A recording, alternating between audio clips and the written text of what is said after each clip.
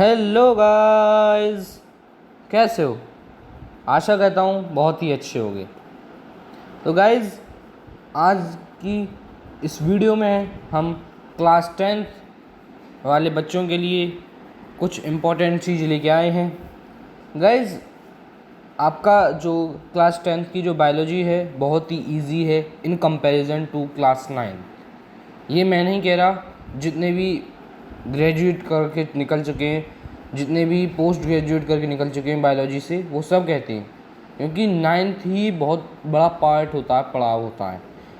लेकिन 10th की बहुत ईजी है, टेंशन की बात है नहीं, क्योंकि बहुत जल्दी समझ में आएगी। उसमें बस आपको माइंड लगाना थोड़ा सा। तो देखिएगा, अब हम अपने रियल टॉपिक पे आते हैं। तो गाइज, आज मैंने अपना जो टॉपिक लिया है वो लिया है बहुत इम्पोर्टेंट, ह्यूमन डाइजेस्टिव सिस्टम। ये अपने अंदर एक बहुत ही बड़ा रोल प्ले करता है नीट के अंदर, ध्यान रखना, बहुत ही बड़ा रोल प्ले करता है ये। हालांकि मैं इसके आगे भी प्रोसेस बताऊंगा, जैसे रेस्पिरेशन, ठीक है, ट्रांसपोर्टेशन और एक्सक्रिएशन, एक एक करके सब बताऊंगा। लेकिन सबसे पहले हम यही जानेंगे ह्यूमन डाइजेस्टिव सिस्टम। हिंदी में बात करें थोड़ा सा, ह्यूमन डाइजेस्टिव सिस्टम का मतलब होता है पाचन क्रिया। ये समझो आप, यानी कोई भी मनुष्य खाना खाता है तो उसका खाना डाइजेस्ट कैसे होता है, बॉडी में लगने से पहले डाइजेस्ट यानी पचता कैसे है, ठीक है। तो ये बहुत ही इंपॉर्टेंट है, पहले बता देता हूँ। चलिए, और तो गाइस, ये है आपका ह्यूमन डाइजेस्टिव सिस्टम। ये बहुत ही बड़ा इंपॉर्टेंट रोल प्ले करता है आपके लाइफ में, आपके पेपर में भी और आपके डेली लाइफ में भी। ये आपको थोड़ा अच्छी तरीके से समझना होगा, ठीक है। यस, सो देखिएगा, ये इसमें होता क्या आपकी प्रोसेस। जब कभी भी आप खाना खाते हो ना, तो सबसे पहले तो हम यही समझ लेते हैं कि हमारी जो डाइजेशन होता है वो कितने स्टेजेस में होता है। हमारा जो डाइजेशन होता है वो पूरा कितने स्टेजेस में होता है, वो पूरा का पूरा होता है आपके 5 स्टेजेस में, कायदे में तो। लेकिन 4 स्टेज में भी हम कह सकते हैं, इनडायरेक्टली कह सकते हैं, लेकिन रियल में 5 में माना जाता है वो, ठीक है। एक एक करके बताता हूँ। सबसे पहले इंजेशन, नाम बता देता हूँ, फिर बताऊँगा इनका काम एक एक करके। इंजेशन, फिर मोस्ट इम्पॉर्टेंट डाइजेशन, फिर आपका डाइजेशन ही बहुत बड़ा है इसमें, ठीक है। फिर आपका एब्जॉर्प्शन, फिर एसिमिलेशन और फिर इजेशन, 5, ठीक है। बहुत ही इंपॉर्टेंट है, ध्यान रखना ये पूरा टॉपिक, ठीक है। अब सबसे पहले तो हम अपने थोड़ा और देखते हैं, थोड़ा सा हमारा जो ह्यूमन डाइजेस्टिव सिस्टम है वो सीक्वेंस में, कैसे सीक्वेंस में है। सबसे पहले आपका माउथ आएगा, फिर आपका ओसोफेगस आएगा, फिर आपका स्टोमक आएगा, फिर आपका स्मॉल इंटेस्टाइन आएगा, फिर आपका लार्ज इंटेस्टाइन आएगा, ठीक है। ये हो गया। अब ग्लैंड्स भी इनके अंदर एसोसिएट होते हैं, जैसे कि आपके माउथ के अंदर होता है सलाइवरी ग्लैंड, आप देख भी सकते हो आसानी से। सेकंड, लीवर और पैनक्रियाज। ये लीवर और पैनक्रियाज ऑर्गन नहीं है, ये ग्लैंड्स हैं। लीवर और पैनक्रियाज, ये और ये पैनक्रियाज वो हैं ग्लैंड्स, ठीक है। तो अब आइए सबसे पहले अपना चालू करते हैं इंजेशन। इंजेशन यानी कभी भी कोई भी मनुष्य खाना खाता है उस वाली प्रोसेस को हम कहते हैं इंजेशन, यानी starting of eating the food, ये कहो आप इंग्लिश में, ठीक है। कह सकते हो लेकिन रियल में नहीं होगा, ठीक है। अब हम बात करते हैं जो इंजेशन जो प्रोसेस होती है ह्यूमंस के अंदर, वो एक स्पेशल ऑर्गन से होती है। किससे? स्पेशल ऑर्गन से। उस ऑर्गन का नाम होता है माउथ, ठीक है। Okay, next is the food is put into mouth with the help of hands. Common सी बात है, जो हम खाना खाते हैं अपने हाथ से खाते हैं ना, ठीक है। नेक्स्ट इज अब आता है हमारा डाइजेशन। बहुत ही इंपॉर्टेंट है डाइजेशन प्रोसेस, बहुत ही ज़्यादा इंपॉर्टेंट है, बहुत ही ज़्यादा। मैं बार बार कह रहा हूँ आपसे, बहुत ही ज़्यादा।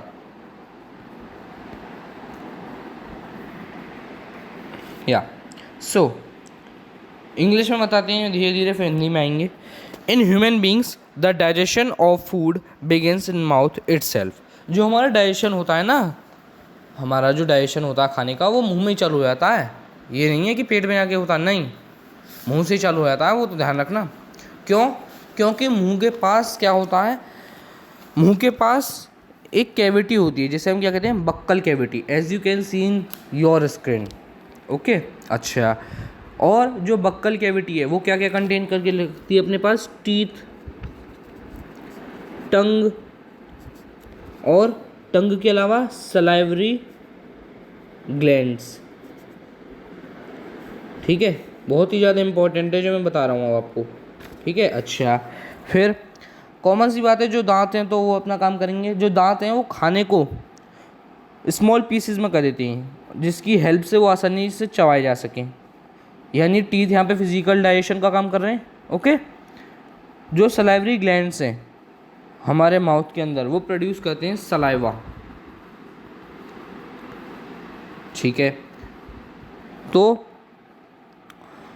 जो हमारी टंग है वो सलाइवा के साथ जो फूड जो हमारे दांत ने तोड़ा है उसको मिक्स करने का काम करता है। ठीक है, ओके। और सलाइवा एक वाटरी लिक्विड होता है। ठीक है, ओके, जिसकी हेल्प से जो हमारा खाना होता है वो भी एक वेट हो जाता है, वेट फूड में आता है, वेटेड फूड में, यानी गीला खाना हो जाता है वो, जिसकी हेल्प से हमारी जीभ आसानी से उसे स्वेलोड कर लेती है, सटक लेती है। ठीक है, अच्छा। Next, many times we have observe that we see और eat a food we are really like. हाँ देखो, जब कभी भी मान लीजिए आप गोलगप्पे खाने जाते हो तो आप गोलगप्पे देखते ही आपके मुंह में पानी आ जाता है, वाटरी हो जाता है आपका मुंह। क्यों हो जाता है? बिकॉज ऑफ सलाइवा, आपकी जीभ उसे चाहती है। ये ज़्यादा इंपॉर्टेंट नहीं है, ये तो नॉर्मल बात है। ठीक है, अब अगली बात करें थोड़ी सी। सलाइवरी ग्लैंड जो है ना, वो केमिकल डाइजेशन में हेल्प करता है बाय सीक्रेटिंग एंजाइम्स। जो ह्यूमन सलाइवा है वो एक एंजाइम कंटेन करके रखता है, एंजाइम कंटेन करके रखता है अपने पास। एंजाइम हमें लास्ट में पता चलेगा एंजाइम होता क्या है, ये समझो बस। एंजाइम कोई चीज़ है, एंजाइम कंटेन करके रखता है, जिसे हम क्या कहते हैं, सलाइवरी एमाइलेज। ठीक है, बहुत ही ज़्यादा इंपॉर्टेंट है। ओके, अगला, इसका काम क्या होता है सलाइवरी एमाइलेज का, वो डाइजेस्ट कर लेता है starch present in food into sugar. यानी किसी भी खाने में स्टार्च है तो उसको डाइजेस्ट कर लेगा वहीं पे, और उसको किस में कन्वर्ट कर देगा, शुगर में। इसका एक काम है। ठीक है, अब आ जाते हैं हम अपने अगले में। जैसे ही हमारी जीभ के द्वारा खाना सटका गया तो किस में आ गया, ओसोफेगस में आ गया। तो जब खाने का कॉन्ट्रडिक्शन एंड द एक्सपेंशन हो रहा होगा, यानी खाना जो ये हैं ओसोफेगस की सेल वॉल, ओसोफेगस की वॉल हैं, ये ओसोफेगस की वॉल ही तो है ना। ओके, तो ओसोफेगस की वॉल हैं, तो जो खाना जाएगा इनमें से तो ये कॉन्ट्रैक्ट होंगी, यानी बाहर की तरफ फैलेंगी, अंदर की तरफ, बाहर की तरफ, अंदर की तरफ। ठीक है, तो इस वाले मूवमेंट को क्या कहेंगे, पैरासेटिक मूवमेंट। बहुत ही ज़्यादा इंपॉर्टेंट है पैरासेटिक मूवमेंट। ओके, अगला, the oesophagus carried food to the stomach. Okay, अब हमारा खाना ये पैरासाइटिक मूवमेंट के द्वारा हमारे जे शेप्ड ऑर्गन में आ गया। जे शेप्ड ऑर्गन यानी स्टोमक में आ गया। ठीक है, स्टोमक में आ गया। अब हमारे स्टोमक में क्या होता है, स्टोमक में आने के बाद क्या होता है, हमारा खाना वहाँ पे 3 घंटे के लिए, लगभग 3 घंटे के लिए वहाँ पे क्या होता है, सेमी सॉलिड पेस्ट में बनता है, चर्न्ड किया जाता है वहाँ पे, यानी मथा जाता है, जैसे मठानी मथते हम, तो उस फॉर्म में वो होता है वो। ठीक है, ओके। नेक्स्ट, अगली बात करें तो जो स्टोमक है वो कंटेन करता है 3 ट्यूबुलर ग्लैंड्स। ध्यान से सुनना, जो स्टोमक है वो 3 ट्यूबुलर ग्लैंड्स कंटेन करके रखता है अपने पास, अपनी स्टोमक की वॉल में। ठीक है, अच्छा, ओके। और जो स्टोमक है वो गैस्ट्रिक जूस नाम का सीक्रेशन करता है कुछ, गैस्ट्रिक जूस। और गैस्ट्रिक जूस के अंदर क्या क्या होता है, यहाँ से अब आपका रियल इंपॉर्टेंट कहानी चालू होती है। गैस्ट्रिक जूस के अंदर आपका होता है HCl, पेप्सिन और आपका म्यूकस। तीनों ही अपने अंदर बहुत बड़े इंपॉर्टेंट रोल प्ले कर रहे हैं, ध्यान रखना। अच्छा, आपका जो हाइड्रोक्लोरिक एसिड है, हाइड्रोक्लोरिक एसिड तो हम बाद में समझेंगे, पहले हम समझ लेते हैं पेप्सिन क्या होता है। पेप्सिन हमारे खाने में जितना भी प्रोटीन है उसको डाइजेस्ट करने का काम करता है हमारा पेप्सिन। ध्यान रखना, पेप्सिन तभी एक्टिवेट होगा जब आपके पेट में HCl नाम की चीज़ होगी, वरना पेप्सिन एक्टिवेट नहीं होगा। यानी HCl मीडियम है पेप्सिन का, ये समझो, ठीक है। नेक्स्ट इज HCl का एक और यूज़। HCl अगर हमारे पेट में कोई भी बैक्टीरिया आ जाता है या कोई भी जर्म्स आ जाते हैं तो उसको एकदम साफ़ करने का काम किसका होता है, HCl का, ठीक है। Next is mucus. देखो एक बात बताओ भाई, HCl है तो HCl क्या है, एक एसिड ही तो है। तो हमने पढ़ा था HCl तो भाई कोरोसिव होते हैं टच में, यानी हमें जला देंगे वो आराम से। तो हमारी पेट क्यों को नहीं जलाते वो, है ना। HCl तो HCl है, कैसा भी हो। हम तो ये कह रहे हैं कि HCl है, उसका कंसंट्रेशन बहुत कम है चलो, लेकिन एसिड तो एसिड है, वो तो जलाने के लिए बहुत इतना सा भी काफ़ी होता है। तो म्यूकस इसलिए ही होता है हमारी पेट की वॉल्स पे, जिसकी हेल्प से क्या, जिसकी हेल्प से जो सीक्रेशन होता है HCl का वो कंट्रोल किया जा सकता है। वो है ना, कभी कभी जब हमारे पेट में अल्सर्स हो जाते हैं, अल्सर्स यानी छाले, वो किसकी हेल्प से हो जाते हैं, म्यूकस के थोड़े से हटने के कारण, ज़्यादा सीक्रेशन ऑफ HCl होने के कारण, ठीक है। ओके, अब हम आ जाते हैं अपने स्मॉल इंटेस्टाइन में, ठीक है। अच्छा ध्यान रखना, बहुत इंपॉर्टेंट क्वेश्चन बहुत इंपॉर्टेंट बात बोलने जा रहा हूँ मैं आपसे। एक स्मॉल इंटेस्टाइन ही लार्जेस्ट पार्ट होता है एलिमेंट्री कैनाल का, बहुत इंपॉर्टेंट है, दोबारा बोल रहा हूँ। स्मॉल इंटेस्टाइन ही लार्जेस्ट पार्ट होता है आपकी पूरी एलिमेंट्री कैनाल के अंदर। अब मेरा क्वेश्चन ये है, एलिमेंट्री कैनाल है ही क्या, मैंने बताया ही नहीं कुछ भी। तो एलिमेंट्री कैनाल क्या है बताओ। देखो एलिमेंट्री कैनाल क्या है, एक ये लॉन्ग ट्यूब होती है जो कि माउथ से लेके एनस तक होती है ह्यूमन बींग्स के अंदर, जिसमें डाइजेशन और एब्जॉर्प्शन फूड का टेक प्लेस होता है, ठीक है। यानी मुंह से लेकर और एनस तक जितने भी ऑर्गन हैं या जितने भी ग्लैंड्स हैं वो किसके अंदर आएंगे, एलिमेंट्री कैनाल के अंदर, ठीक है। ये ज़्यादा इंपॉर्टेंट नहीं है लेकिन पूछ लिया जाता है एक नंबर में, समझना। स्मॉल इंटेस्टाइन है बहुत बड़ा पार्ट, लगभग पूछ लिया जाता है इसकी मेजरमेंट कितनी होती है, लगभग ये एडल्ट मैन में 6.5 मीटर का होता है, 6.5 मीटर का होता है ये, ठीक है। अब स्मॉल इंटेस्टाइन ध्यान रखना डिफरेंट ऑर्गेनिज्म में डिफरेंट पाया जाएगा। एग्जांपल के तौर पे एक गाय है, एक इंसान है, आपने गाय का स्ट्रक्चर देखा होगा, वो थोड़ी हैवी होती है, उसका स्ट्रक्चर भी थोड़ा मोटा होता है। लेकिन मनुष्य को देखा जाए तो मनुष्य पतला भी होता है, उसका स्मॉल इंटेस्टाइन भी पतला होता है। क्यों, वो मनुष्य इसलिए है क्या, गाय इसलिए है, नहीं, वो खाना जो अपना खाते हैं उसकी वजह से। आपको पता होगा जो हमारी गाय है वो ग्रास खाती है या सेलुलोज से मिली हुई चीज़ खाती है वो, ठीक है। तो सेलुलोज जो होता है वो हार्ड सब्सटेंस होता है जो कि मनुष्य के द्वारा आजीवन नहीं पचाया जाएगा, परंतु अगर वो पचा भी ले तो उसके लिए अगर वो पचा ले तो बहुत बड़ी बात है।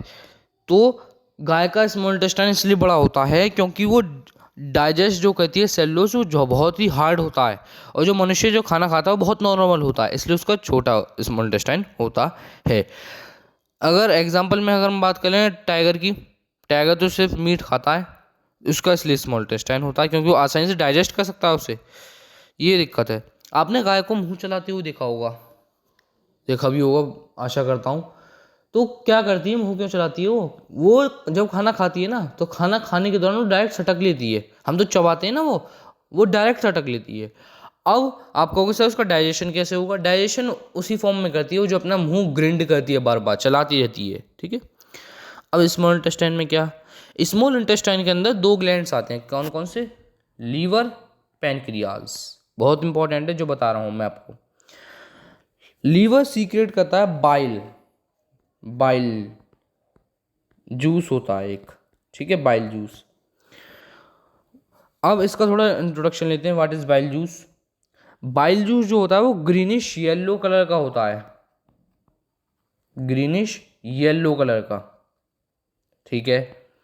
तो जो कि लीवर के अंदर पाया जाता है, ठीक है, लीवर के अंदर बनता है, सॉरी लीवर के अंदर बनता है, लेकिन स्टोर होता है गॉल ब्लाडर के अंदर। किसके अंदर? गॉल ब्लाडर के अंदर, इसके अंदर, as you can see in this picture, okay. अब बाइल जो है वो क्या है? बाइल एल्कलाइन है, एल्कलाइन है यानी एक बेस है डायरेक्टली वो, और वो कंटेन करता है सॉल्ट्स, जिसकी हेल्प से जितना भी फैट होता है फूड के अंदर, फैट जो होता है फूड के अंदर वो ब्रेक डाउन हो जाता है। किसकी वजह से? सॉल्ट्स की हेल्प से। अब यहाँ पे हम ब्रेक डाउन द फैट नहीं कहेंगे, ध्यान रखना, अब हम प्योर बायोलॉजी में आ चुके हैं, तो ब्रेक डाउन नहीं बोलेंगे, लिखेंगे तो क्या बोलेंगे? लिखेंगे तो क्या लिखेंगे? Emulsify the fat, emulsify the fat, okay, emulsify the fat, okay. अच्छा, तो यहाँ पे बाइल के दो फंक्शंस हो गए, क्या? जो हमारा पेट से जो खाना आ रहा है एसिडिक फॉर्म में, उसको तो बनाता है यहाँ पे बेसिक, साथ ही जो आपका जो बाइल है वो फैट को स्मॉल गॉली बॉल्स में तोड़ देता है, गॉली बॉल्स यानी छोटे छोटे टुकड़ों में, जिसकी हेल्प से और आगे चल के एंजाइम्स पे अटैक कर सकें, यानी उसको डाइजेस्ट कर सकें। अब पेनक्रियाज क्या है? पेनक्रियाज बिल्कुल बीनीथ होता है स्टोमक के नीचे, ठीक है, ओके। और पेनक्रियाज सीक्रेट करता है पेनक्रिएटिक जूस, क्या? Pancreatic juice, okay. तो पेनक्रिएटिक जूस वो सीक्रेट करता है, और पेनक्रिएटिक जूस के अंदर भी क्या पाया जाता है बताओ? पेनक्रिएटिक जूस के अंदर भी डाइजेस्टिव एंजाइम्स पाए जाते हैं, ठीक है, एंजाइम्स पाए जाते हैं, ठीक है। उनका नाम क्या है? पेंसिट्रिक एमलेज, पेंसिट्रिक और एमलेज, एमाइलेज भी बोल देते हैं इसे, ठीक है। और आपका ट्रिप्सिन और लिप्सिन, ठीक है, sorry lipase, sorry trypsin, sorry trypsin और लीपेज। अब क्या है, क्यों है, ये सब समझ जाएंगे। आइए सबसे पहले हम जानते हैं पेंसिट्रिक एमलेज को। पेंसिट्रिक एमलेज जो है वो ही काम करता है जो बचपन में वो करता था हमारा, क्या? सलाइवरी एमलेज, जो आपके मुंह में करता था स्टार्च को डाइजेस्ट करने का। ट्रिप्सिन जो है वो डाइजेशन ऑफ प्रोटीन का, यानी जो पेट में आपका क्या करता था, पेप्सिन। और लीपेज जो है वो इमल्सिफाई करता है किसको? फैट को, जो कि आपका बाइल करता था। अब आते हैं हम अपने जो स्मॉल इंटेस्टाइन की जो वॉल हैं वो सीक्रिएट करती हैं क्या? बहुत important, intestinal juice, intestinal juice, okay. तो इंटेस्टिनियल जूस वो कंटेन करती हैं, अच्छा, जिसकी हेल्प से क्या होता है यहाँ पे कार्बोहाइड्रेट्स को ग्लूकोज में चेंज कर दिया जाता है, प्रोटीन्स को अमाइनो एसिड में, ध्यान रखना, और आपको फैट का या तो फैटी एसिड या ग्लिसरॉल की हेल्प में चेंज हो जाएगा, ग्लिसरॉल, ठीक, ओके। अब हमारा क्वेश्चन है what are enzymes? What are enzymes? What are enzymes? बहुत इंपॉर्टेंट क्वेश्चन है, याद रखना। आइए, क्या होते हैं enzymes? The chemical digestion of food is brought about by biological catalysts called enzymes. अब यहाँ पे एक वर्ड आ गया, कैटलिस्ट। कैटलिस्ट क्या है? आशा करता हूँ आपके केमिस्ट्री वाले लेक्चर ने आपको बताया होगा, लेक्चरर ने बताया होगा आपको। कैटलिस्ट बता देता हूँ मैं आपको। कैटलिस्ट एक ऐसे सब्सटेंसेस होते हैं जो कि किसी भी केमिकल रिएक्शन में जाने के बाद या तो उसकी स्पीड को तेज कर देते हैं या धीमे। इसमें हमेशा तेज करेंगे ये कैटलिस्ट, यानी ये वो कैटलिस्ट होते हैं जो कि केमिकल डाइजेशन की स्पीड को तेज करने में काम करते हैं, ये समझो बस। अगला, अब हम आ चुके हैं अपने एब्जॉर्प्शन वाले हिस्से पे। किस पे? एब्जॉर्प्शन पे। ठीक है, एब्जॉर्प्शन पे आ चुके हैं। तो अब देखिएगा, हमारा खाना वहाँ पे डाइजेस्ट हो चुका है। डाइजेशन के बाद जो मॉलिक्यूल्स हैं, ठीक है, अब क्या होता है, अब मॉलिक्यूल्स जो स्मॉल इंटेस्टाइन के अंदर प्रेजेंट है खाने के, वो ब्लड के अंदर चेंज होने की प्रोसेस में है। ठीक है, the process in which the digested food which is stored in small intestine change into blood, process called absorption. सबसे ज़्यादा जो आपका एब्जॉर्प्शन होता है ना, वो स्मॉल इंटेस्टाइन के अंदर ही होता है। क्यों? मैं क्यों इसलिए लगा रहा हूँ क्योंकि इंपॉर्टेंट क्वेश्चन है। क्यों तो मैं आपको आंसर में अभी बता देता हूँ, लेकिन क्वेश्चन बहुत इंपॉर्टेंट है। Why SIN small intestine have main region for absorption. क्यों?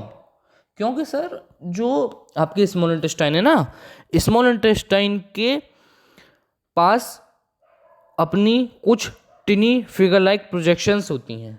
टिनी फिंगर लाइक प्रोजेक्शंस, उसे हम क्या कहते हैं? विलाई।